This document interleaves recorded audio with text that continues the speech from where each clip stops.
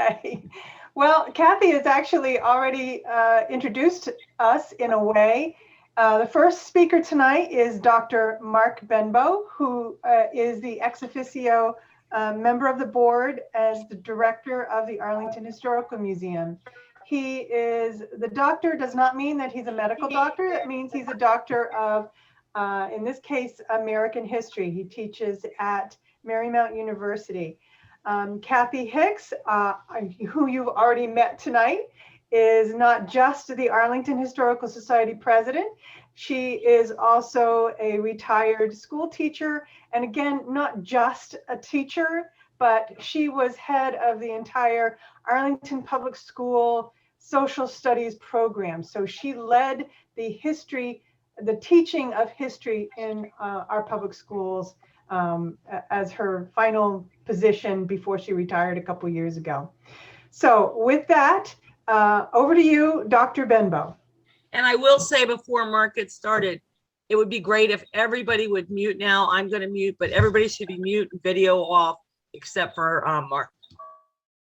Except for me. If you go ahead and go to the next slide, and go ahead.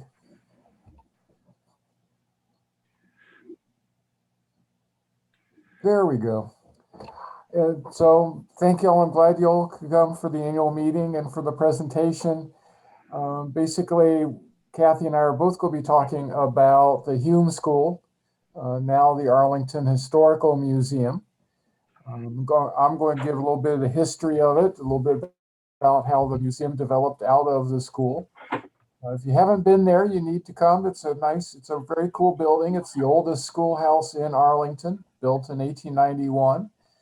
It's been preserved since 1960 by the Arlington Historical Society and has exhibits covering all of Arlington history, as much as I can cram into our exhibit space, from pre-Columbian times to more recent events.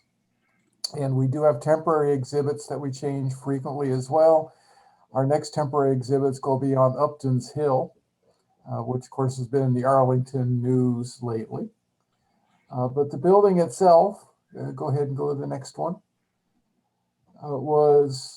stands on South Arlington Ridge Road in South Arlington. This is the insurance map from the era showing where the Hume School was, a little tiny plot of land there in the Arlington Ridge neighborhood. The county bought the land from Alexandria County resident Frank Hume, who I'll talk about in just a minute. Okay, that's okay, isn't it? He sold the property to the county for $250 and then donated extra land for what's now the parking lot.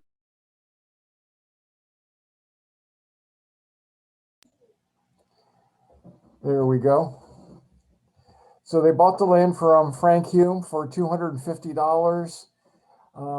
Hume donated extra land, what's now part of the parking lot. Then it was a playground and that long staircase that goes down along the back.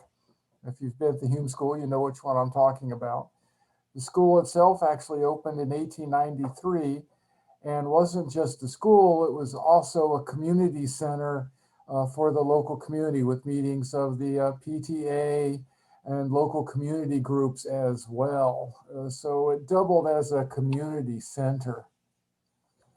Now, Frank Hume himself, there's Mr. Hume. We have a big portrait of him in the museum.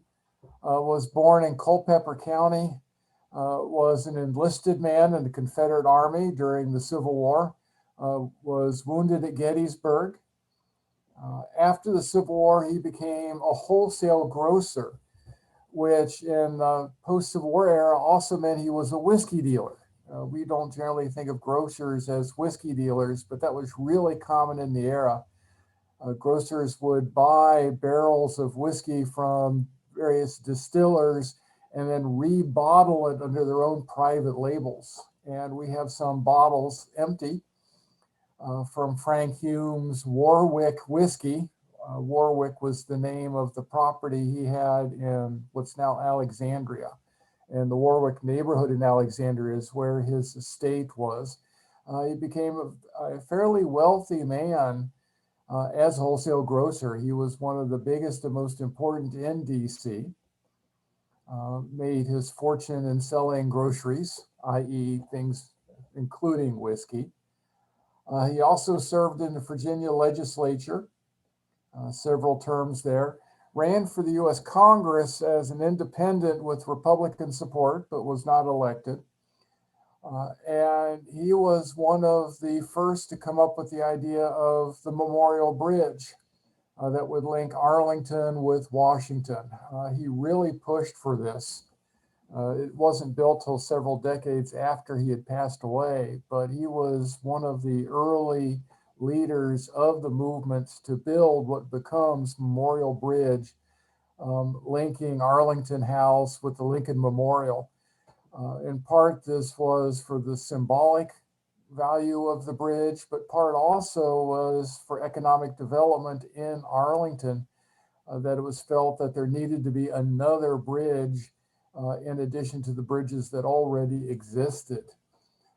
So this is the man that donated, sold some of the land. It was not, he did not gouge the county. That was very much a fair price he charged for that little bit of land, but then also donated it. And his donation becomes particularly important because there was a condition in the sale that the land had to be used for educational purposes. And this is going to play a really important role when we get to the late 1950s.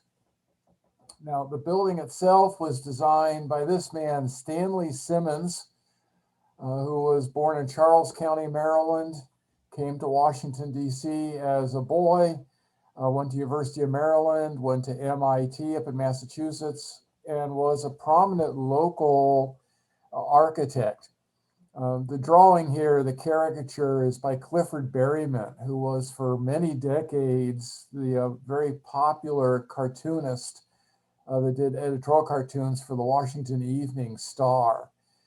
If you were anybody in Washington, you wanted your caricature done by Clifford Berryman, and he did in 1900, not long after he had designed the Hume School, Mr. Simmons. He designed close to 300 buildings in Washington, D.C. Of course, the one we're most interested in is the Hume School, which was one of his early designs. Go ahead, and I'll show you one of his, I'll note he's only about 20 years old when he did this. He's born in 1872. So he's very much a young architect, just starting off when he did this. And you can see the difference between his architectural drawing and the actual school building as it was built. The roof is somewhat different. The entryway is a little bit different with the staircase on the architectural drawing. But this is also, besides the architectural drawing, the earliest picture we have of the school from a pamphlet published in 1907, A History of Alexandria County by Crandall Mackey, who, of course, everybody in the county is familiar with from his raid on the brothels and gambling halls in Roslyn. But he was very much a promoter of the county. And in the various important landmarks of the county, he included the Hume School. Now, the first teacher is this woman, Abby Dishman, born in King George County, Virginia, went to the Green Female Seminary in the Blue Ridge Mountains. She took a competitive exam and scored 99%. I'd be curious what the 1% is that she missed, but she scored very, very well and became the first teacher at the Hume School. She became the teacher and principal, so she was really busy. And when the school actually opened, it says here, first teacher at Hume School, it should say 1893 to 1902, because the school opened in 1893, but she was hired before they opened. But she was very busy because there were classrooms down below and up on the second floor. She probably had some help, but she did teach until 1902 when she got married. And as was the tradition at the time, she resigned her teaching position when she was married. She didn't quit teaching forever, though. She came back in World War I when there was a shortage of teachers and taught in Maryland, and retired in 1934. She lived for a long time after. She visited the Hume School in 1968 and reminisced about teaching at the museum, what had become the museum, as its first teacher, and gave us a number of artifacts, which we have on display on this case up on the second floor of the museum. We have an exhibit of some things from the first days of Hume School, including her teacher's license, a textbook, the set of keys from the school, and so on. But she was the first teacher at the Hume School. So the school itself was open until 1956. It was never the little one-room schoolhouse. It always had multiple rooms and multiple grades. The first floor, which is now the main exhibit hall, there is a classroom for grades 1 and 2 and a classroom for grades 3 and 4 and the boys' bathroom. On the second floor, there's a small auditorium, the classroom for grades 5 and 6, the principal's office, which we now have set up as a model schoolroom, so you can see what the schoolrooms would have looked like, and the girls' bathroom. And if you look at the picture, you can see this picture from 1919. You'll see in the back over on the left side, just in front of the entryway, and that cool ironwork we have, you can see the 3 teachers. So they had 3 teachers and a principal plus a maintenance man that kept the building running and kept the heater going. And it had a coal furnace and only a partial basement at the time. And we don't believe it had electricity initially either. But this is, you can see, it's not a big school. This is Virginia at the time, so schools are segregated. So it was the white kids from the local neighborhood that had to walk from basically about several miles in radius around the school, which, if you're familiar with the area, meant there was definitely a long walk uphill to get to school in the mornings, especially on a cold winter morning. I bet that was a pretty long hike up. Probably a little easier going home when it was downhill to get back home. But this is, you get an idea about the number of students that the school had in its early days. It was never a particularly large school. We've been tracking down photos. This is one that just came up. The Milner Group, that Kathy's going to talk about their proposal for revamping the museum and preserving the Hume School in the future, found this in the New York City archives. Don't know how it ended up in New York City, but there's a couple in front and another person in the back. This is a 1917 Willis Overland. I wish I knew what color it was. You can't tell. There's a very cool photograph of the same type of car in a bright emerald green online. So I like to imagine that this is an emerald green car, but we have no way of knowing. But by coincidence, the school is in the background. So I'm assuming it's by coincidence. They weren't taking a picture saying, hey, here's the school as well. But this is one of the earlier photos of the school that we have. We have another photo then from a couple years after. You can jump ahead one.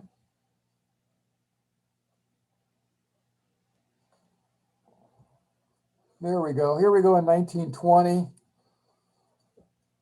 When we first saw a real low resolution copy of this photo, we saw the windows look boarded up and thought, well, that's odd. Then when we got the nice high resolution, we realized, oh, wait, no, those are shutters that it closed. But it doesn't appear to have electricity yet. It's all grass around it that the kids could go out and play in. It did have plumbing. And you'll note the tree over on the left side there, on the DC side. That shows up in all the photos. It gets bigger and bigger, and we think we still have the trunk to that tree in our garden in the side, because there's definitely remains of a very old tree trunk in our garden right at that spot. But you can see, you get an idea of the size of the building, and you'll note no immediate neighbors. That changes with the next photo. Sorry, still the neighbors. That's coming up the next one. But you can see this is 1930. You've got electrical wires running down the street, none to the building yet, and the building is now painted yellow. We don't know what shade of yellow, but it was painted yellow. You can see the kids all out playing, and it looks like they added a parking lot. So they're modernizing it. The trees are a bit bigger. You still have the playground in the side. You can still have the great view from the back. And then when we get to 1940 with the next photo, now we have electrical wires running to the school itself. They've added some teeter-totters, some seesaws to the front. Presumably you could still park there. It's still painted yellow, but the school at this point has been around for 50 years. Not quite open for 50 years, but coming up to that 50-year anniversary. But it's getting at this point already closer to the end of its lifespan. And in 1956, the school had pretty much outlived its usefulness as a school. This is the last class of third grade students up on the second floor with their teacher. There is new fire and safety codes. There was a fire escape in the back of the building, but it was all rusty and no longer met code. It was still a coal-heated building in a half dugout basement that just wasn't very efficient. And retrofitting the school just didn't make any sense at this point. And there are other schools opening in the area. We have on display in the museum the architect's drawings for what becomes Oak Ridge Elementary School that was found at the school some years ago and donated to the museum. But at this point, the building is just too small and out of date. So the county began working to sell the property, to subdivide it, tear down the old school building, and sell the subdivided lot to developers, which sounds familiar. This is where the deed that they had arranged with Frank Hume came into play, specifically with Margaret Hume Burge, who steps in. It's the granddaughter of Frank Hume, who says, wait a minute. Go ahead and hop to the next slide, if you please. Wait a minute. The arrangement with the county said the land reverts to the Hume family if the property ever ceased to be used for educational purposes. The county can't sell the land for private use. So basically they made a three-way arrangement between the county, the Hume family, and the brand new Arlington Historical Society. It had just been founded just 3-4 years before to deed over the old schoolhouse for use as a museum. And in December 1961, the Arlington Historical Society took over the Hume School and probably promptly wondered what they'd just gotten into, because it had not been used except for storage for 5 years. We've got a picture in the next slide. There, AHS is inspecting the building.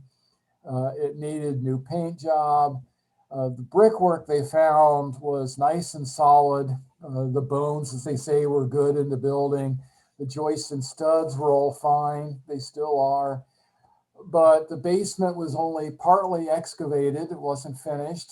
It still had 7 tons of coal, which had increasingly fallen out of use as fuel. So they had a terrible time trying to find a way to get rid of it. Scattered animal bones and trash from animals getting into the basement. The first floor had an embossed sheet iron ceiling, which, boy, I really wish we still had. Apparently, there's still some pieces of it up there, but it was not kept. Nowadays, of course, that's valuable when you go to an antique building and you look for the old sheet iron ceiling. Don't have it anymore, but it had it then. But more importantly, the whole first floor was piled ceiling high with broken school desks and old discarded furniture. Basically, it was the school district's trash heap for school desks. The second floor, the stairs were in terrible condition. The walls had all been stripped of plaster to reveal the woodwork beneath, broken window glass, and disgustingly, birds had been nesting up there for quite some time with the mess they had left behind. So we do have other photos I don't have in the presentation of what they see. The school is basically a mess. So the Arlington Historical Society began a major fundraising campaign and used things like this next slide. This is the really cool ironwork that's up front, pointing this out to people saying, look at this cool stuff that's been preserved. We can still preserve this building. It's got the beautiful ironwork. The brickwork is still nice. It's architecturally sound. We just need to redo the inside of it.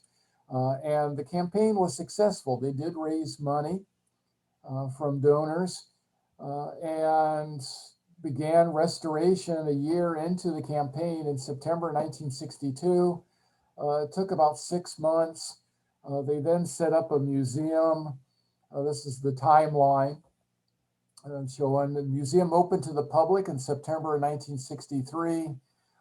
We've still, at the Historical Society, been working on it ever since. They renovated the basement in September 1970 and finished the basement. They added a new fence, a parking lot in 1987. We got a new furnace in 1993. They put in a French drain that ended years of wet basement troubles in 96. My favorite is in October of 2014. I was here for this. The bell, which is still the original bell, is still up in the tower, and we let guests ring it when they come by. And it jammed in mid-swing. Somebody pulled it too hard or something, and it jammed. So the fire department, for an exercise, took one of their ladder trucks and went up and unjammed the rope for us and unjammed the bell. Somebody asked, what can you tell us about the bell? It still works. I don't know who made it or anything else about it, unfortunately. But it is still up there. It does still ring, and we ring it for special occasions. Most recently, we had a new roof installed, paid for by insurance, when there was a bad hailstorm that damaged the roof, and we had to get a new one. Fortunately, they found the structure under the roof was still good. But we did start on the museum, 1962. A music store donated 5 big display cases that we still have. The museum opened to the public and was renamed the Arlington Historical Museum. We used to have exhibits on all 3 floors. Had an exhibit in the basement of photographs, had model rooms for like what a parlor would look like in a Victorian home upstairs, as well as a meeting space. We renovated and added new lighting to it. I began running temporary exhibits in 2010, and we run about 3 or 4 temporary exhibits every year. The next one again will be on Upton's Hill. And in 2016, we started the Museum in a Box program. Basically, we got one of those little carts with artifacts that kids can handle. And I've gone to schools on various occasions or various county events to set up and allow people to handle the displays. It's artifacts that are genuine, but ones people can handle from the collection without danger. So it's nothing particularly incredibly rare or anything fragile. But that's proved to be fairly popular, such as going to the opening May Day celebrations at Potomac Overlook Park, which I'm looking forward to. Hope they can start running again next year. But the museum is continuing to grow. It's really outgrown a lot of its space, and a lot of what had been exhibit space on the 2nd floor and down the basement is now storage. And that's one of the issues that Kathy is going to talk about as she takes over on her presentation. But we're proud to open the museum, proud to have the museum. This is one of the temporary exhibits. And we're proud to have a museum to tell the story of the county for the people in the area that want to come see it. Thank you, Mark. I'm going to go ahead and pick up right here. And Well, before you do, can I Okay. just get in a couple questions about the history of the Absolutely, building? because then I Okay. can flash back if they need to see a slide, for Okay. sure. So is there anything else you can tell us about the bell, Mark? Oh, I answered that. No, I can't. Okay. And it works fine. All right. The next question from Tracy is, any idea what happened to the Hume School letters on the front? No, I don't. I imagine they were in bad shape and were pried off and weren't saved as artifacts. Oh, that's too bad. All right. I think that's it for the moment. I'm Okay. sure people will continue to ask questions and we'll pose them when we get them. All right, great. So we, here we go again. Now we're looking at renovation and preservation again. Mark has showed you the timeline. It's been a while since we've done some major overhauls, and what we have been doing is all with the goal of creating a first-class museum. We believe that this county deserves a first-class museum that is accessible to all and tells the story of all the people of our county. One of the things I learned as social studies supervisor in the county is that the United States history, a lot of it occurred right here in Arlington. You think about John Smith, you think about Teddy Roosevelt, you think about Wilbur Wright, George Patton, they have all been at some time in our county. And so we have so much of a story to tell. And we have been gathering artifacts, 4,000 plus, and we want this museum to sustain over the years, and we want it to be there to really tell the story of such a great county that we live in that's so historical itself.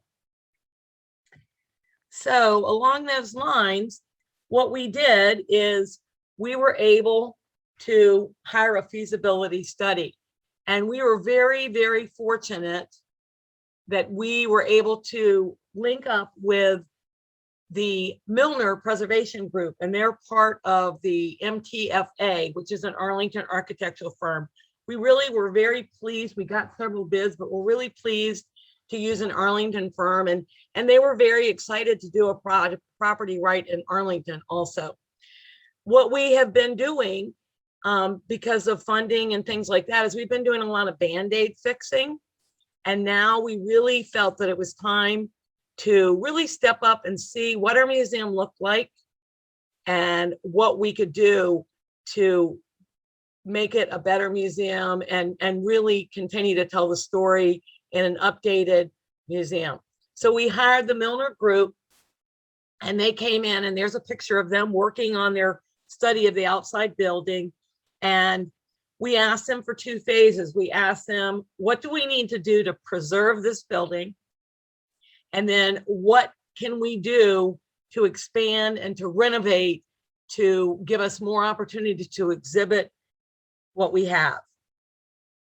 So they have been at work, they worked for about 8 months. We started with them in the fall, and they would inspect and they would talk to us and they would inspect and get input. We had a small committee that worked with them. And we just got the report about a week ago.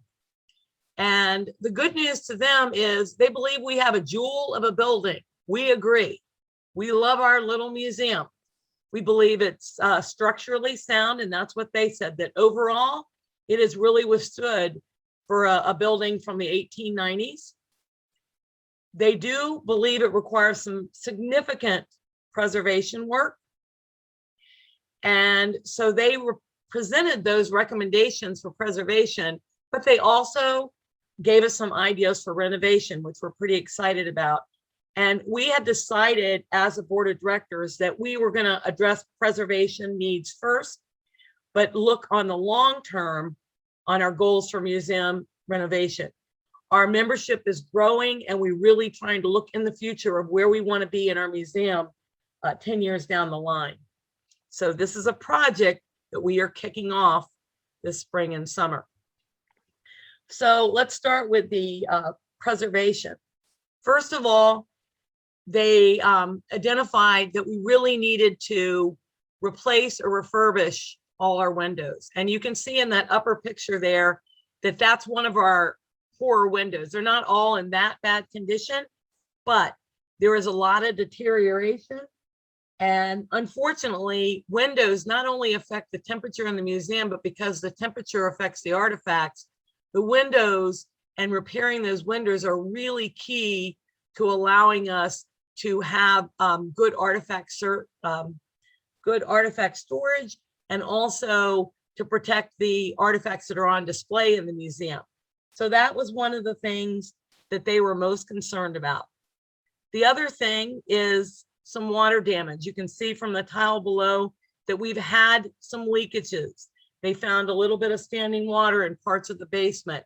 And so they really want to find a way to prevent that. One of the things that they noted is that there were drainage issues, and they believe that there are efforts, like we did have a French drain put in at one time, and there have been efforts to minimize the water, but those efforts need to be enhanced, and we do need to do some upgrades on that to prevent water damage from coming into the base surrounding the museum.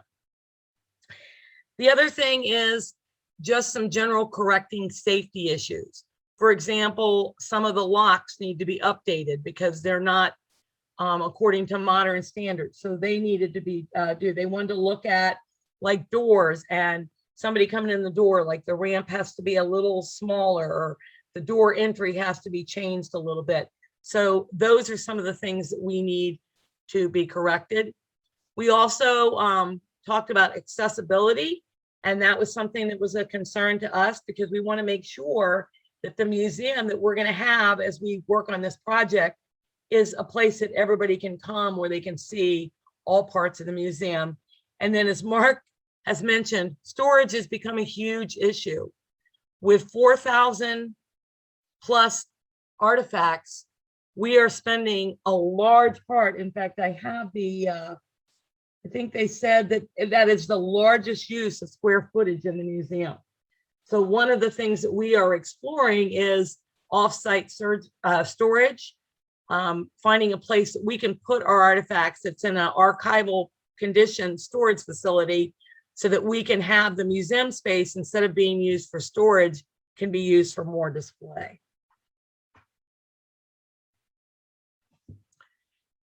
Some other issues that are going to be required are an upgraded HVAC system.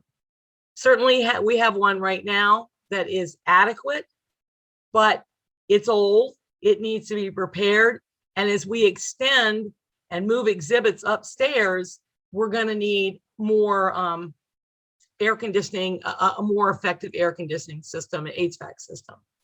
We also, as you saw in Mark's timeline, there have been some improvements in electrical and lighting, but they're still old-fashioned. By the standards that this was renovated, it's still been several decades since we've upgraded those.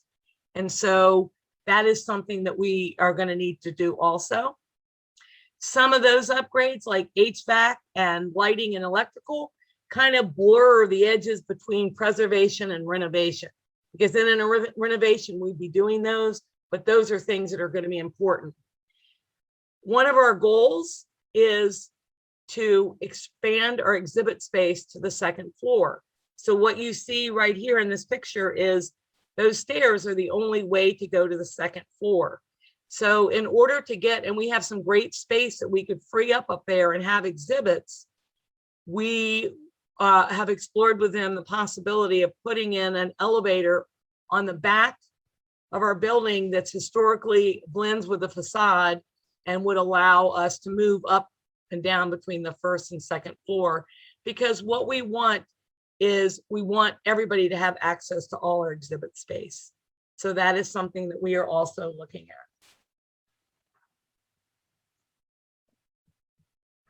So we have a couple of drawings here, and this will give you some idea of what we're looking at. Here is our drawing of our basement, and these are renovation ideas.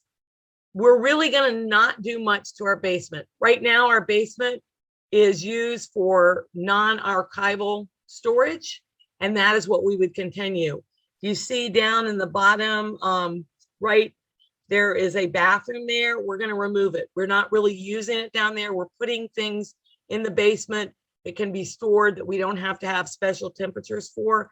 So we're going to leave the basement as it is.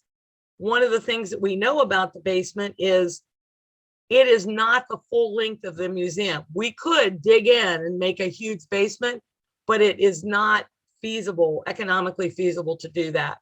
So therefore, we're going to leave the basement it is, and we're not even considering having an elevator go down into the basement, because the basement is just going to be used for non-archival storage. This is our first floor option, and these are our designs that we picked as we are moving forward. Certainly we have the ability to adjust these as needed, but this is the board of directors has looked at this and identified that these are the things that we are interested in. So for those of you that saw those ironworks where you enter the museum, in our renovation, you would enter the museum to a wide entry. It'd be the same entry point, but ahead of you, currently there's a big wall. That wall would be removed, and across there it would be a glass opening, and with doors that would allow us to lock and unlock the museum. And then you would walk in to that space and have the entire floor open to exhibits. If you've been in there now, you know that currently it's also a little conference area. It's also a little mini kitchen, but this would open it up to entire space of exhibits. You also notice as you enter the building to the right that we have 2 bathrooms. Currently, we have a bathroom that is also accessible to handicap, but we want to improve that. So we would have 2 bathrooms there, and one would be an ADA, American with Disabilities Act compliant bathroom. The only change that we have made as a society into this drawing is we have identified that we would like access to the bathroom to be before you go into the museum. Currently, you have to go in the museum and walk around to the bathroom. And we have asked for that to be changed because we host events. We have teas, we have activities. We had a wedding this year at the museum, and it would be lovely to be able to close off the museum there and then allow people to use the restroom for an outside visit without having to worry about any problems with the museum being open. So that is a little change that we made in this drawing. So currently this is museum space, and we are showing a lot of exhibits there, but the exciting thing is in a renovation, we would have a complete other exhibit space. So some of you have gone up to the 2nd floor. I bet a lot of you have. Excuse me. This was what our 2nd floor we are envisioning will look like in the new renovation. One, we're going to keep the classroom. We want to keep it set up as if it looked like when Hume was a school, excuse me. But we've allowed ourselves the whole rest of the area for more exhibit space and for a meeting room. So you see up there, we'd have temporary exhibits. Those would be rotating. Perhaps it would be partnerships that we did where somebody else in the county was displaying something and was going to bring it in and display it in our museum. So we could use those for temporary exhibits. To the right, we have a meeting room. We are exploring, like you see right now, that there is a door there. We are exploring whether we want movable walls so that we could take that meeting room and pull open those walls and then have that whole big area like it's an assembly area. That would be close to the original use of it because this upstairs was the assembly hall, and we could potentially do that. But we do want a meeting room for smaller groups and activities. And then we also have added a little bit of difference to this drawing. In the bottom right-hand corner, we have asked for a small kitchen because we do have events that require some kitchen. And so we have asked for a small kitchen to be there.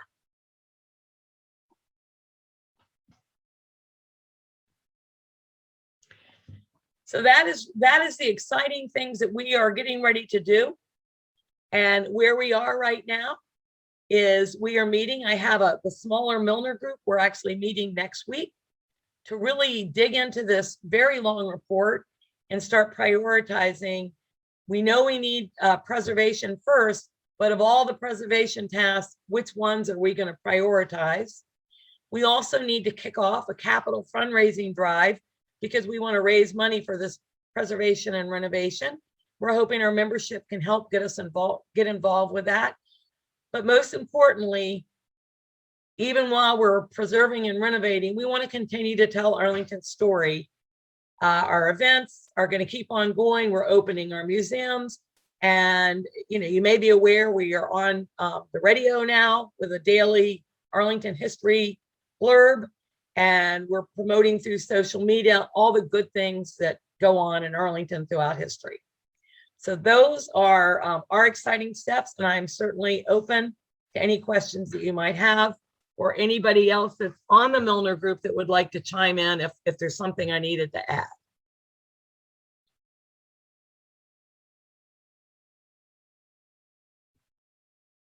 Annette?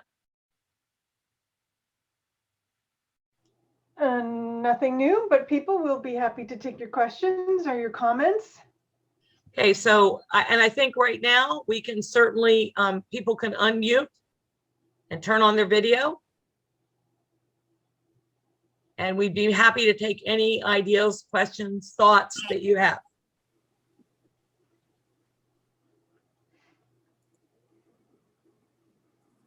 It's a quiet group.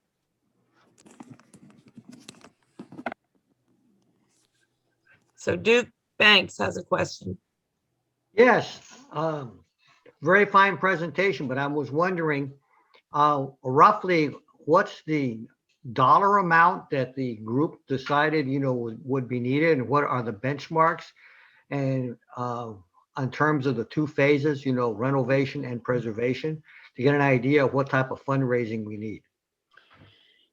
Yeah, we haven't dug that much into it. We just got the cost estimates.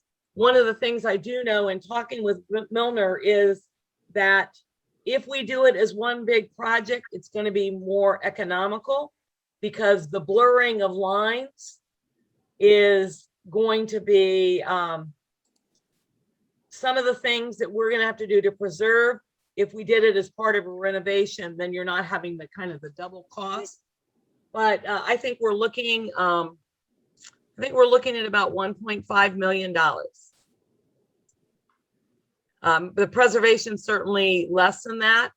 And that is why we want to prioritize the preservation first. One of the things that we do know is that when you're restoring, preserving a historical building, the things you do to it are going to have to be, they have to align with the historical considerations. So we have certain products and things like that that we have to use to make it, to keep the building historically accurate.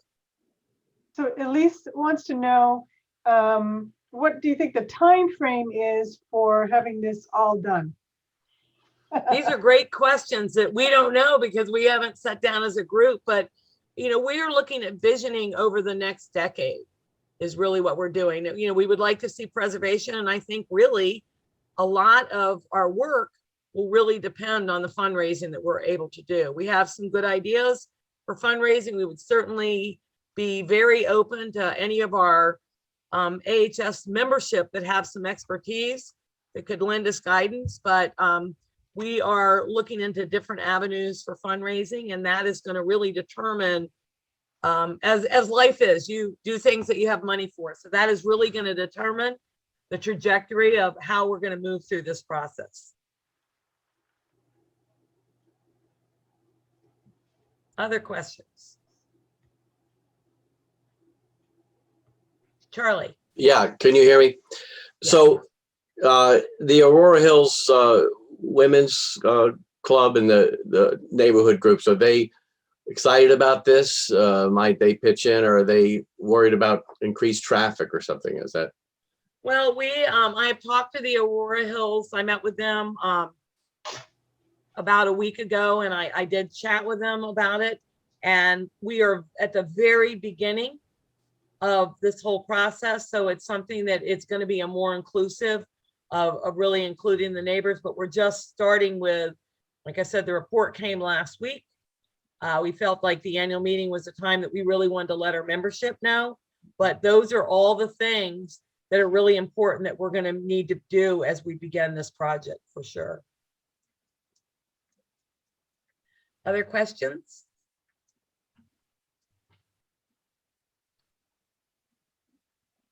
It's a quiet group tonight. Well, 1.5 million is daunting. It is daunting. And I think it really illustrates the point that when you have a unique building like this, you have to continue to take care of it. It is something that if we want to keep historic property, we have to take care of historic properties. Yeah, and I think that it's, you know, it's a challenge when you, because we do not receive funding. And so it is a challenge because all the work that we do, we fundraise for. And so I think that that is something that can be a challenge. However, I do believe that there are businesses in the county that might be interested. I mean, I think this is a gem and we'd like to see, you know, this is a case we take to the Arlington people. I believe that we have a pretty amazing story to tell about Arlington County. And I believe that we have a beautiful gem of a museum that can tell that story. And I think it's really taking that case to the people and to the public, to our membership, and getting people on board for doing this. We know it's not an overnight thing, but we know that just like, you know, as Mark showed you that great picture of, there was, you know, trash all over the floor, there were animals living there, and those first members of the Arlington Historical Board who really did not have anything except a desire to turn it into a museum. And look what we have now. We have this beautiful building that they have really kept structurally sound. We just need to do the preservation and renovation of it. So I believe that, you know, kind of we stand on the shoulders of others that have gone before us, and you know, that is what we do, and we're visioning and we're excited about it, and we're looking to take this to the Arlington people and try to get some momentum and some excitement in the county for this project. Charlie, is that you again? Or are you raising No, your I'm hand? fine. I'm fine. Okay. Any other questions?